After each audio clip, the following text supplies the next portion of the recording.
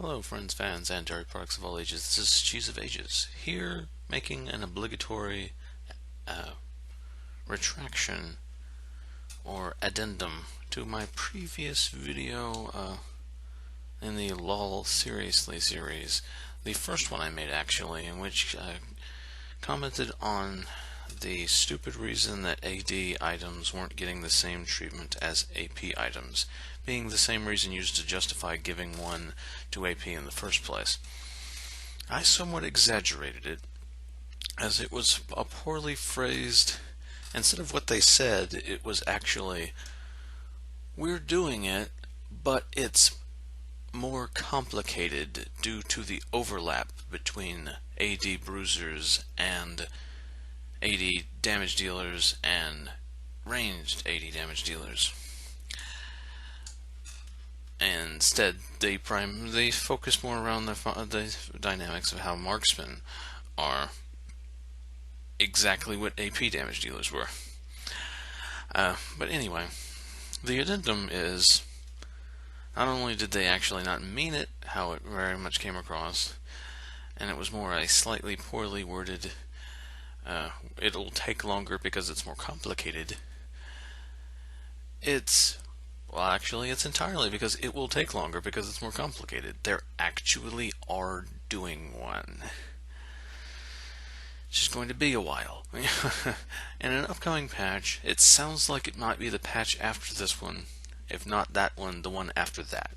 So it's within the next 3 patches, we're going to be getting a tank itemization patch, in which there's going to be a couple of new items based more towards AD bruisers, with indications that it will help with low mobility AD bruisers, which is problematic because there's a lot of mobile AD bruisers that might get it.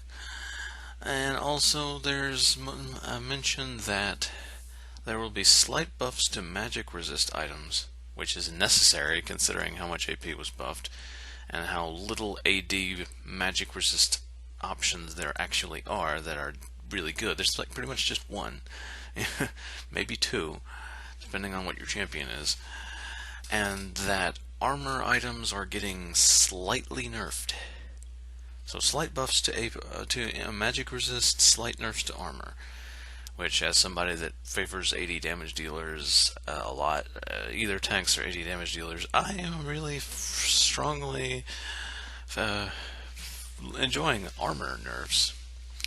My personal predictions before any details have come out is they're probably going to be nerfing Thornmail, the heaviest of the armor items, because that item is oppressive as hell if you're an AD damage dealer. So they're probably going to be the biggest nerf's probably going to be towards that. It's always been a huge hampering to marksmen and AD damage focused dudes. That'll also, however, make problematic champions that use Devourer a little bit more powerful because they're not countered as hard. So, that's going to be annoying. I hope they do something with Devourer. At minimum, making it where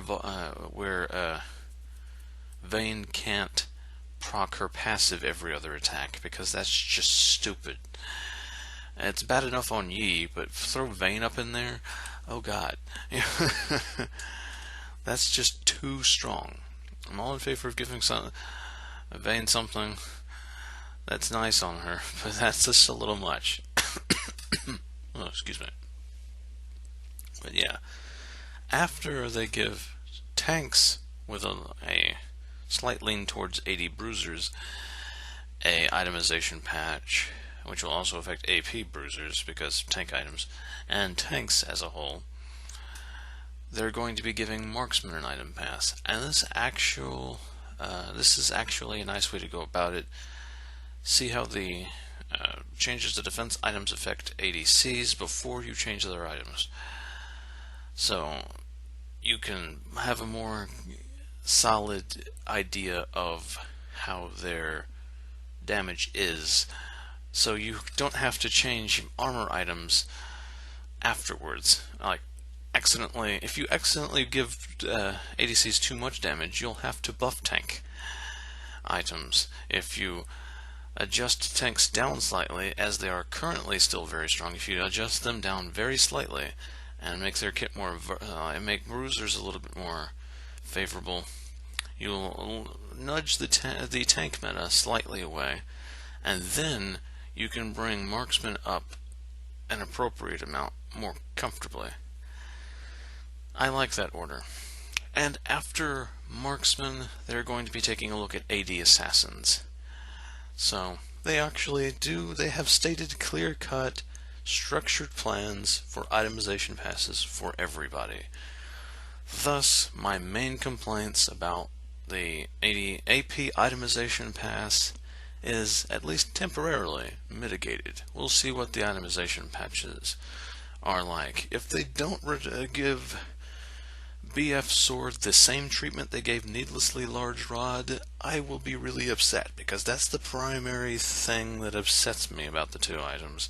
The discrepancy in the two makes AP damage dealers item builds so much more smoother than ADC item builds, marksman item builds. The big stick in these damage builds, formerly the Needlessly Large Rod, and still currently, as of the making of this video, the BF Sword, is like when you hit that in your build, you hit a brick wall in which you cannot progress for an entire 1550 gold. It's just not fun. Lower the stats and cost a little bit, so it's not as much of a brick wall. Make the build smoother and more fun. Okay, so anyway, short video, but it was just mainly a retraction of a previous complaint. If they do this wrong, I may be back for a retraction of my retraction, but hey, this Cheese of H is signing off for now.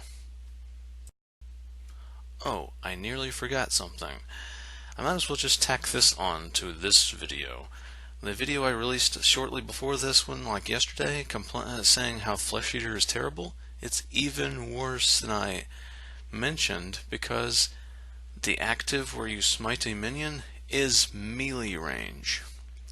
And not even the melee range of your character. If you have a higher melee range than that, it's shorter than your melee range. So it's even less reliable to farm, because you have to be next to what you are going to hit with the active. If you get 5 auto attacks and somebody knows you're going to go for that, and they boop on you because you're going to be like slightly distracted and going for that, they know you're going to be going for that at some point in time, it's more punishable. You have to be in melee range for 5 entire auto attacks and then an active, in a mode that encourages poke damage by buffing it insanely. Yeah, even worse. Anyway, there we go.